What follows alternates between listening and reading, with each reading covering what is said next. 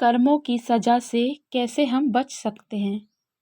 भोज के लिए एक व्यक्ति ने एक बार एक बकरे की बलि चढ़ाने की तैयारी आरंभ की। उसके बेटे बकरे को नदी में स्नान कराने ले गए। नहाने के समय बकरा एकाएक बड़ी जोर से हंसने लगा, फिर तत्काल दुख के आंसू बहाने लगा।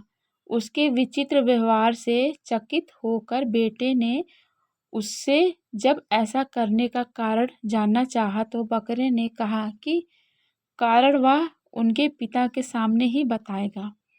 व्यक्ति के सामने बकरे ने यह बतलाया कि उसने भी एक बार एक बकरे की बलि चढ़ाई थी, जिसकी सजा वह आज तक पा रहा था।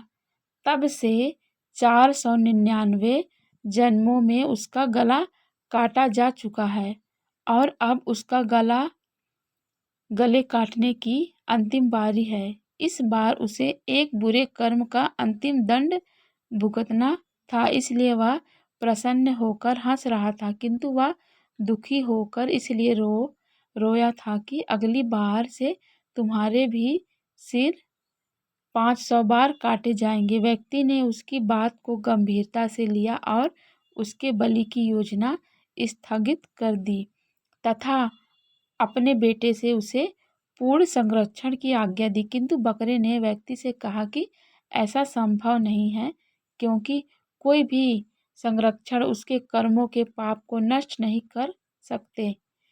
कोई भी प्राणी अपने कर्मों से मुक्त नहीं हो सकता। जब बेटे उस बकरे को लेकर उसे यथाचित स्थान पर पहुंचाने जा रहे थे, तभी रास्ते में किनारे एक पेड़ के शाखा पर नर्म नर्म पत्ते को देख यूं ही बकरे ने अपना सिर ऊपर किया, तभी एक वज्रपात हुआ और पेड़ के ऊपर पहाड़ी पर स्थित एक बड़े चट्टान के कई टुकड़े छिटके। एक बड़ा टुकड़ा उस बकरे के सिर पर इतनी जोर से आ लगा कि पलक झपकते ही उसका सिर धड़ से अलग हो गया। हमें अपने कर्मों की सजा से कोई नहीं बचा सकता।